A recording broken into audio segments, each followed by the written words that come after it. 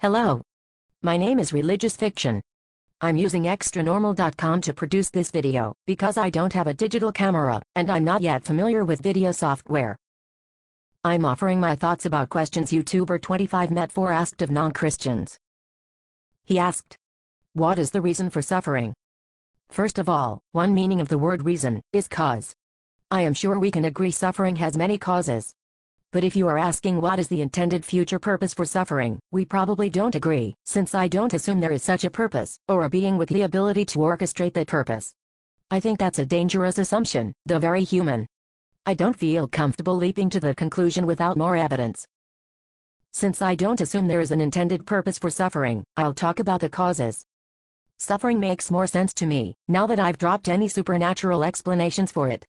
As an example of a supernatural explanation, some Christians believe that childbirth is painful because of God's curse in Genesis 3.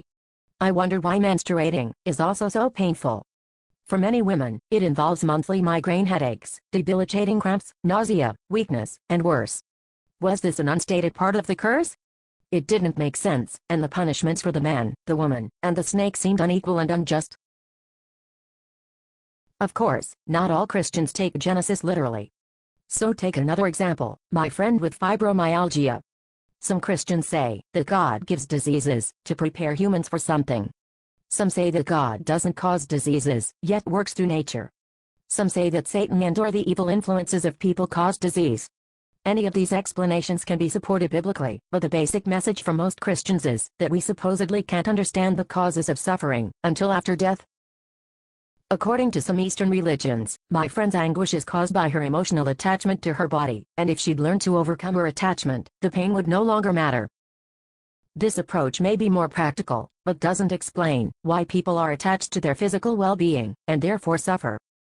These questions made me consider natural explanations for physical and mental suffering. Like most animals, we suffer physically because we have nerves. Nerves provide pleasure sensations and pain sensations. Both are essential.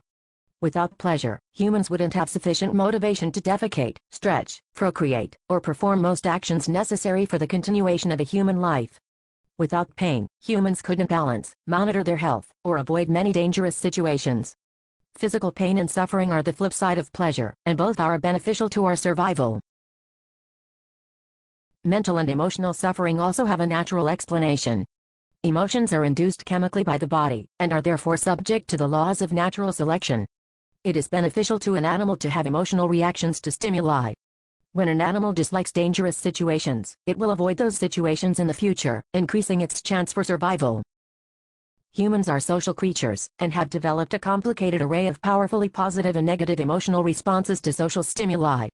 These can be beneficial to the continuation of a human society, and thus, to human individuals. If you're asking about the causes of specific kinds of suffering, like famine or disease, there is always a chain of events which contribute to the conditions in question. This chain can be traced back in time. Famine can be caused by drought. Drought is caused by complicated earth systems. Diseases are often caused by processes which otherwise help species survive. Adaptation and mutation. Ideally, we could follow the chain of causes and effects for any source of suffering way back to the beginning of time, as predicted by modern physics. This leads to an argument for the existence of God, which is called the first cause or prime mover argument. We don't yet know what caused the universe to bloom into existence during what is called a Big Bang. Many people, lacking further data, call this first cause God. Ironically, people who are convinced by the first cause argument can answer their own question. What is the cause of suffering? If you follow the chain of causes back to the first cause, the answer is God. If God is the cause of everything, this raises philosophical questions. Many people want to assume that a God must be good, so they rationalize a redefinition of suffering as good. But how can we be sure that a first cause is good by human standards? Our morality has developed and changed during the history of our species. Why think we can assign human characteristics and values to what is only an idea about what might have caused the Big Bang?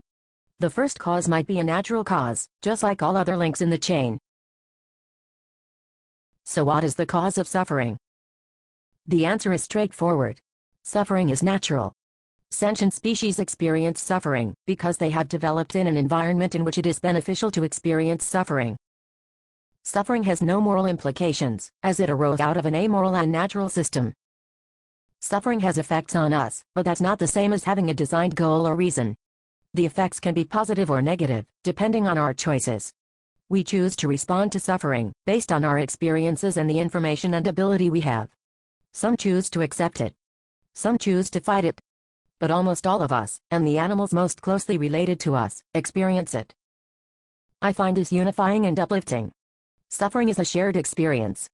It unites us in our brief time of consciousness. How we choose to respond defines our lives. I hope more people choose to help others lessen and transcend their suffering. That's what I personally strive to do. Thanks for your time.